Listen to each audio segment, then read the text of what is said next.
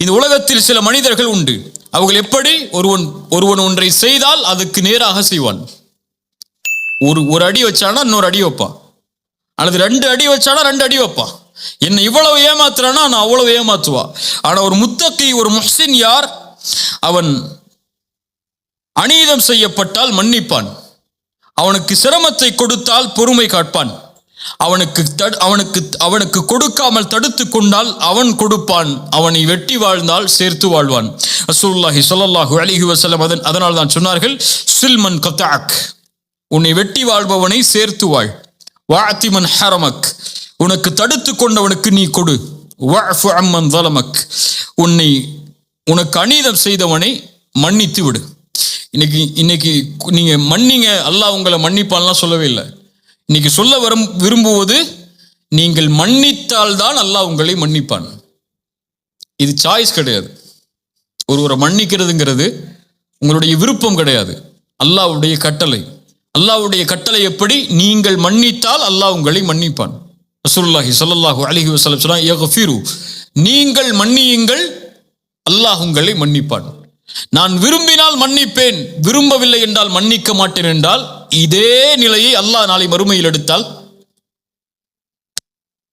இதே நிலையை மறுமை நாளை அல்லாஹ் எடுத்தால், அல்லது நான் அவன் எவ்வளவு செய்தானோ அதற்கு மாற்றாக செய்து மன்னிப்பேன் என்றால், இதே நிலையை அல்லாஹ் எடுத்தால் தாங்க மாட்டீங்க. அப்படியா இல்லையா? இப்ப நான் ஏன் மன்னிக்க வேண்டும் என்று நீங்க சொல்லிட்டாலே, நான்கிற வார்த்தை மேல வந்துட்டாலே நீங்க என்ன நினைச்சுக்கிறீங்க? நான் மேல இருக்கிறேன், அவன் கீழே இருக்கிறான்னு நினைச்சுக்கிட்டீங்க. இப்ப நான் மேல இருக்கிறேன், நீங்க கீழே இருக்கிறேன்னு நினைச்சுக்கிட்டீங்கன்னா உங்க மனசுல என்ன இருக்குது? பெருமை வந்துருச்சு. உன் மனசுல பெருமை வந்துருச்சுன்னா கடுகளவு வந்தாலும் சொர்க்கம் நுழைய முடியாது, நரகம் உனக்கு உரித்தாகும். இப்போ ஒரு மனிதனை மன்னிக்கும் போதுதான் நான் யார் என்பது எனக்கு தெரியும். எனக்கு அநீதம் இழைக்கப்படும் போதுதான் நான் யார் என்பது எனக்கு தெரியும். எனக்கு கெடுதல் நடக்கும் போதுதான் நான் யார் என்பது எனக்கு தெரியும். நான் நல்லவன் தான், நல்லதா நடந்தா நல்லவன். நான் கெட்டதை நடக்கும் போது நீ எப்படி நடந்துக்கிறங்கிறத பொறுத்து தான் நான் இருப்பேன்னா நீ நல்லவன் கிடையாது. இஸ்லாமிய மார்க்கத்துடைய அளவீடுகளை பொறுத்தவரை நீ எப்படி நடந்தாலும் என்னிடத்திலிருந்து நலவு மட்டும்தான் வெளிப்படும். இது முஹ்சினுடைய குணம். ரசூலுல்லாஹி ஸல்லல்லாஹு அலைஹி வஸல்லம் அவர்களுடைய மனைவியை பற்றி தவறான செய்தி பரப்பப்படுகிறது. யாருடைய மகள்? அபூபக்கர் சித்திக் ரலியல்லாஹு அன்ஹு அவர்களுடைய மகள் ஆயிஷா ரலியல்லாஹு அன்ஹா. இவ்வளவு பெரிய தூய்மையான ஒரு பெண்ணை பற்றிய செய்தி, அதுவும் இழிவான விபச்சார குற்றச்சாட்டோடு பரப்பப்படுகிறது. ஒரு உணர்வில் பார்ப்போம். என் சகோதரியை பற்றி ஒருவர் தவறான செய்தியை மக்களிடத்திலே பரப்புகிறார். இந்த நிலையில், அல்லது உங்களுடைய வீட்டில் இருக்கக்கூடிய ஒரு பெண்ணை பற்றிய தவறான செய்தியை ஊர் முழுக்க பரப்புகிறார். நீங்கள் யாரை விரும்பினீர்களோ அவர்களே பரப்புகிறார்கள் என்றால் நம்முடைய மனநிலை எப்படி இருக்கும்? எப்படி இருக்கும்? அவன் உயிரோடையே இந்த பூமியில இருக்கக்கூடாதுங்கிற அளவுக்கு நம்ம கோவம் வந்துடும். அப்படியா இல்லையா? அபூபக்கர் சித்திக் ரலியல்லாஹு அன்ஹு அவர்களுடைய காதில் வருகிறது, உங்களுடைய மகளை பற்றிய செய்தியை பரப்புவது வேறு யாரும் இல்லை, நீங்கள் யாருக்கு அல்லாஹ்விற்காக உதவி செய்கிறீர்களோ அந்த மிஸ்தாஹ் அவர்தான் ஹஸ்ஸான் இப்னு சாபித் போன்ற நபித்தோழர்களோடு சேர்ந்து இந்த செய்தியை எல்லாம் பரப்பி கொண்டிருக்கிறார்.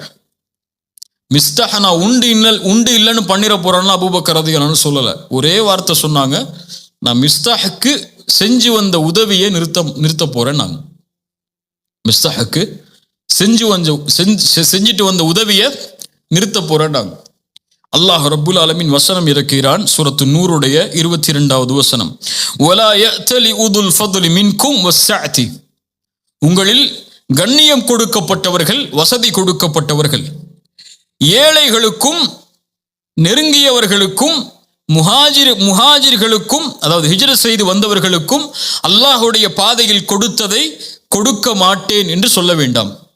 வல் யஅஃபு வல் யஸ்ஃபஹு, அவர்களை மன்னிக்கட்டும், அதை பொருட்படுத்தாமல் இருக்கட்டும், விட்டு கொடுக்கட்டும். அது அலா துஹிப்பூன யக்ஃபிரல்லாஹு லக்கும், அல்லாஹ் உங்களை மன்னிப்பதை நீங்கள் விரும்பவில்லையா?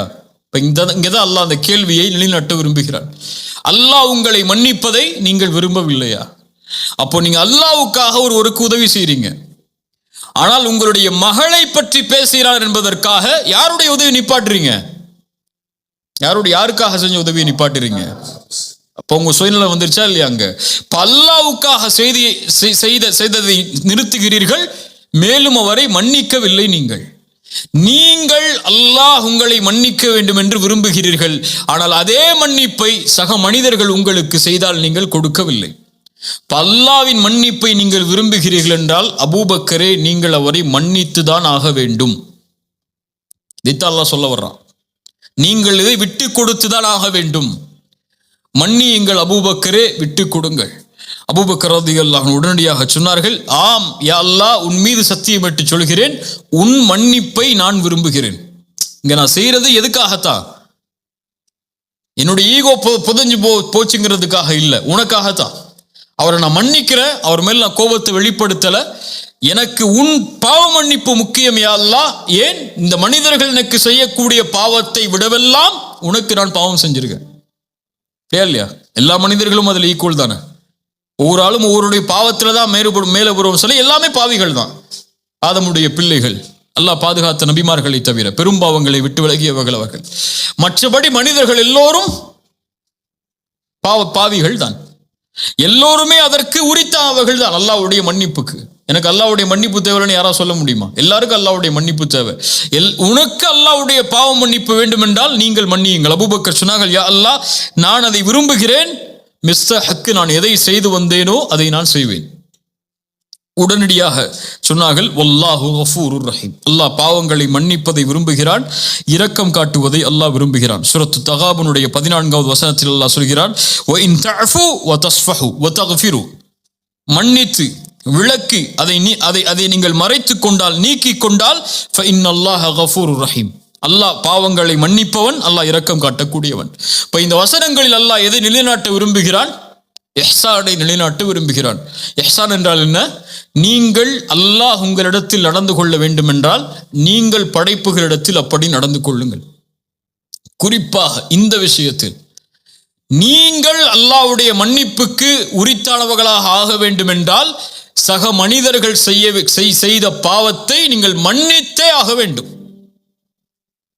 இல்ல, பழி தீர்க்கிறதுக்கு மார்க்கம் அனுமதி கொடுத்திருக்கு, நான் பழி தீர்ப்பேன் நீங்க நினைச்சீங்கன்னா, இதே பழி தீர்க்கிறதுக்கு அல்லாஹ்விடத்திலே உரிமை இருக்கு.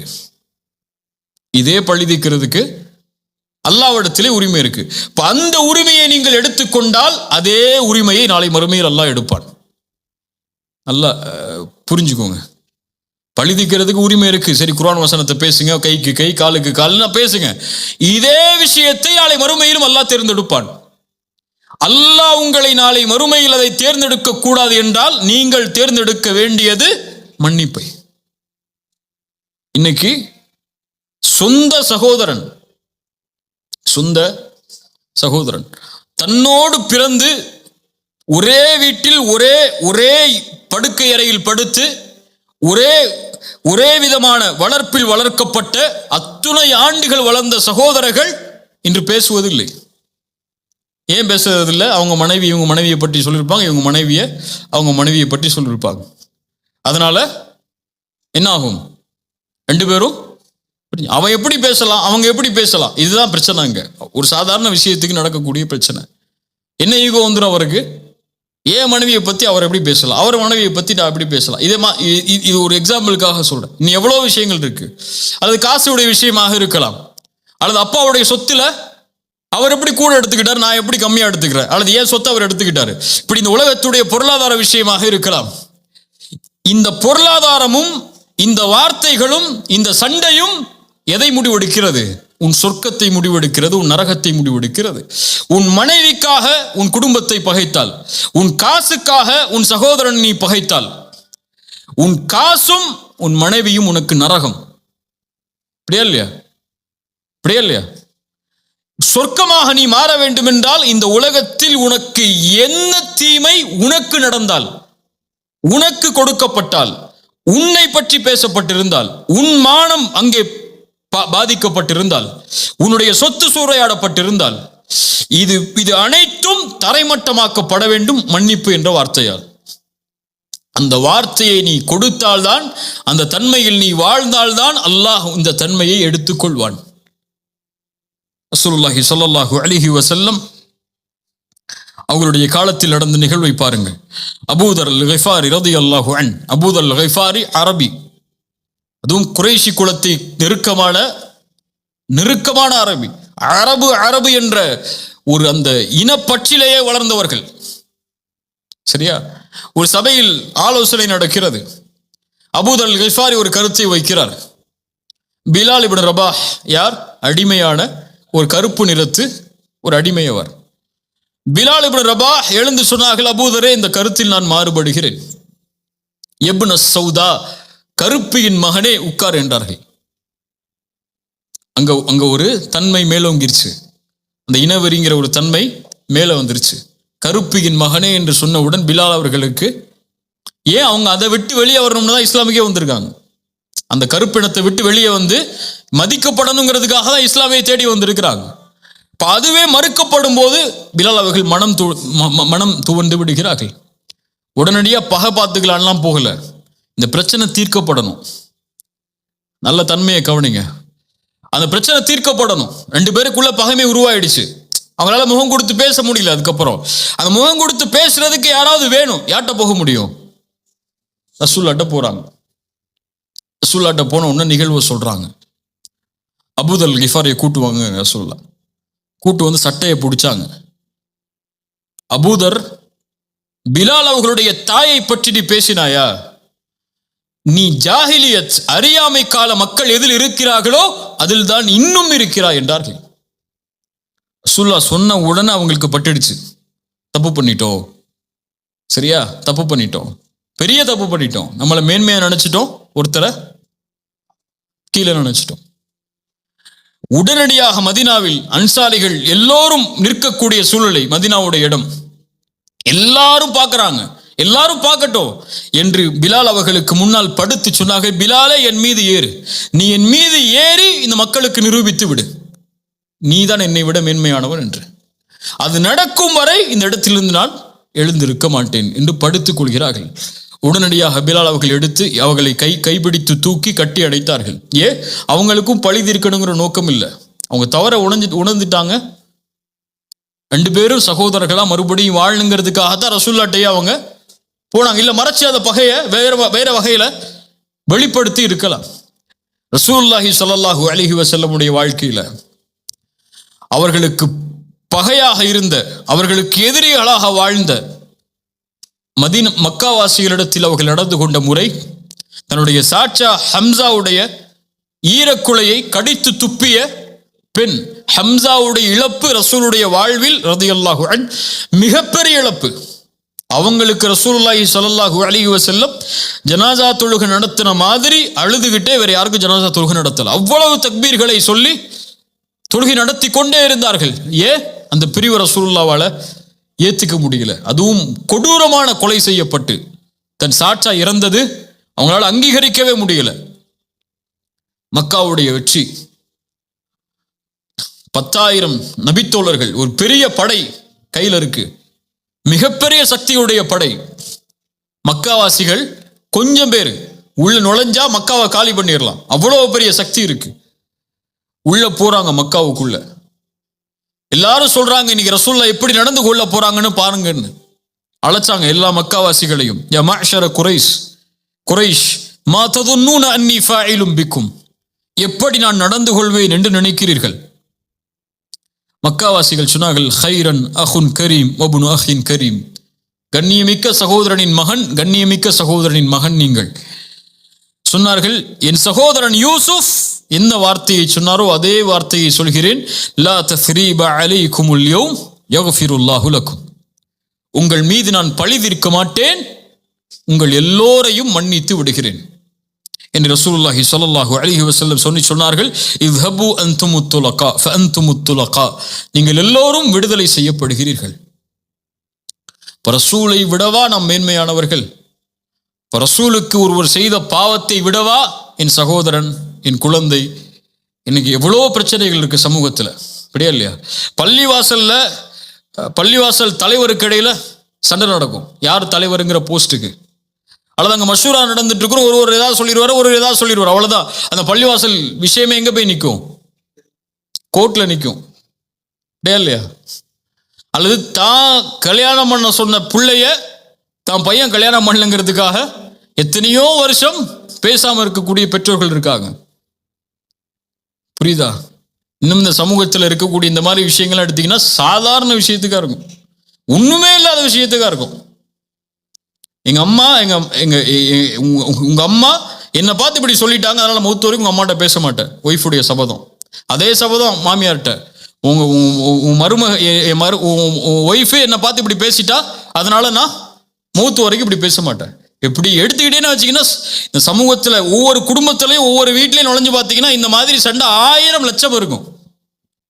எல்லா வீட்லயும் இருக்கும், எங்க வீட்லயும் இருக்கும், உங்க வீட்லயும் இருக்கும். இப்போ இதெல்லாம் இருக்குது. சரி, இப்போ என்ன முடிவு? இப்போ அல்லாஹுவை ஏற்றுக்கொண்ட முஸ்லிம்கள் நாங்கள் என்றால், அல்லாஹ்வுடைய நம்பிக்கையில் வாழக்கூடிய முஸ்லிம்கள் நாங்கள் என்றால், எங்களுடைய பாவங்களை, நாங்கள் தொழுகையை விட்டதை, நாங்கள் தவறான காட்சிகளை பார்த்ததை, நாங்கள் தவறான செயல்பாடுகள் செய்ததை, இப்படி நாங்கள் அல்லாஹ்வுக்கு செய்த பாவங்களை அல்லாஹ் எங்களுக்கு மன்னிக்கணும்னா நாங்கள் இவங்களை மன்னிச்சுதான் ஆகணும். மன்னிச்சுதான் ஆகணும்னா சரி மன்னிச்சிட்டேன் போ, இனிமே என் கண்ணில் முழிக்காதுன்னு சொல்றது இல்லை. அந்த மன்னிப்பு அல்லாஹ் அங்க சொல்லவே இல்லை.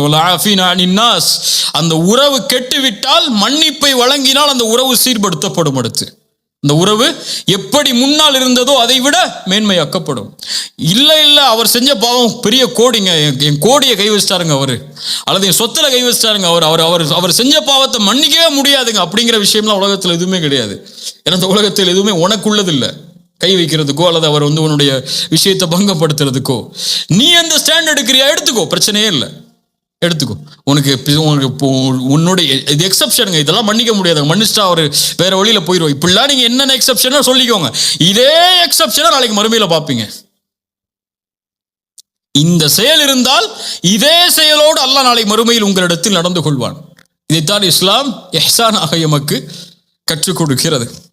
ரசூலுல்லாஹி ஸல்லல்லாஹு அலைஹி வஸல்லமுடைய மனைவியுடைய செயலை பாருங்கள். சஃபியா ரலியல்லாஹு அன்ஹா, இவர்கள் யார்? சஃபியா யார்? எந்த குலத்து பெண் அவர்கள்? யூத பெண். சத்தமா சொல்லுங்க, யூத பெண். சஃபியா ரலியல்லாஹு அன்ஹா அவங்கள பத்தி உமர் ரலியல்லாஹு அன்ஹு அவங்களோட வேலை பார்க்கக்கூடியவங்க ஒரு கம்ப்ளைண்ட்டை கொண்டு போறாங்க.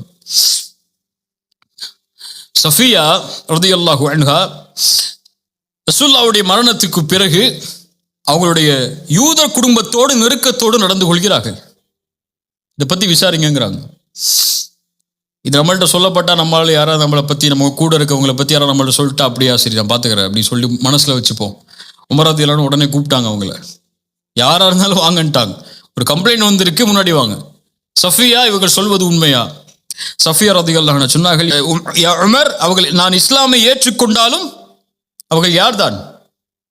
என் குடும்பத்தார்கள். அவர்களை பகைத்து வாழ்வதற்கு எனக்கு இஸ்லாம் அனுமதி அளிக்கல. அவர்களை நெருக்கமாகத்தான் நான் வாழ முடியும், அவங்களோடு பேசி பழகிதான் என்னால இருக்க முடியும். அவர்கள் வேறு மதத்தை சார்ந்தவர்கள் என்பதால் இஸ்லாம் எனக்கு அந்த உறவை துண்டிக்க சொல்லவில்லை. நான் இருப்பதில் எந்த தவறும் இல்லை. அல்லாஹ்வுடைய மார்க்கம் எந்த அளவோடு நடந்து கொள்ள சொல்கிறதோ அந்த அளவோடு தான் நடந்து கொள்கிறேன். உமர் ரலியல்லாஹு அனுப்பிடுறாங்க. நம்மளா தான் என்ன செஞ்சிருப்போம்? நம்மளோட இருக்கக்கூடியவர் நம்மளை பத்தி ஒருத்தட்ட போய் பேசிட்டாரு, இடத்த காலி பண்ணிட்டே இல்லைன்னு சொல்லியிருப்போமா இல்லையா? அதுவும் அவங்களுக்கு வேலை பார்க்கக்கூடிய அடிமை பெண், என்னன்னாலும் நடந்துக்கலாம் இல்லையா இல்லையா? ஒரே வார்த்தையில் வந்து சொன்னாங்க, இத்ஹபி ஃபஅன்தி ஹுர்ரா லிவஜ்ஹில்லாஹ், அல்லாஹ்வுடைய முகத்துக்காக உன்னை நான் விடுதலை செய்கிறேன், சென்று விடுனாங்க. அந்த அடிமைத்தனத்தில் இருந்து அவர்களை விடுவித்தார்கள். வல ஆஃபீன அனின் நாஸ், அதான் அங்க செய்ய வேண்டிய ஒரு அடிமையை விடுதலை செய்தார்கள். ஏன்? அல்லாஹ்வுக்காக. நான் அவங்களை மன்னிக்கணும். அந்த மன்னிப்புக்கு என்ன கொடுக்க முடியும்? அதுதான் நமக்கு செஞ்ச பாவத்துக்கு நம்ம கொடுக்கக்கூடிய மிகப்பெரிய தண்டனை. மன்னிப்பு தான் தண்டனையை தவிர வீரத்தை காட்டுறது இல்லை தண்டனை, கோபத்தை காட்டுறது இல்லை தண்டனை. ஒருவர் உணர்ந்து கொள்ளணும் உங்களுக்கு செஞ்சதன்னா அவரை மன்னிச்சு அவரோட சேர்ந்து வாழுங்க.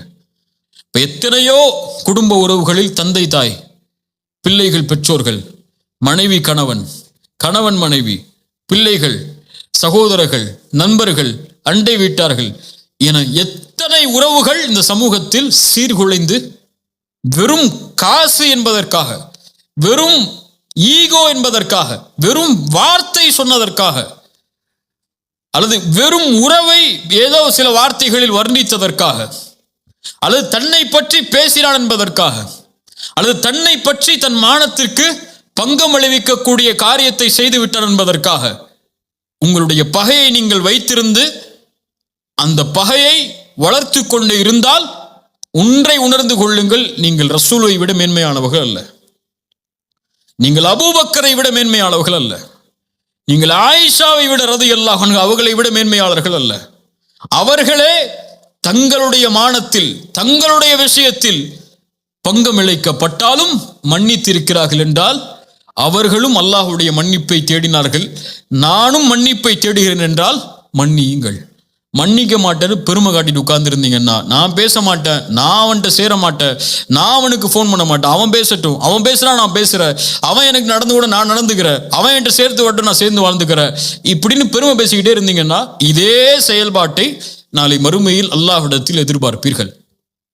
அல்லாஹ் ரப்புல் ஆலமீன் இந்த தன்மையை செயல்படுத்துவதற்கு அல்லாஹ் எனக்கும் உங்களுக்கும் ஆற்றல் தருவானாக. இன்ஷா அல்லாஹ் உறுதியேற்கிறேன். நீங்களும் உறுதியேற்றி இந்த சபையிலிருந்து கலைந்து செல்லுங்கள்.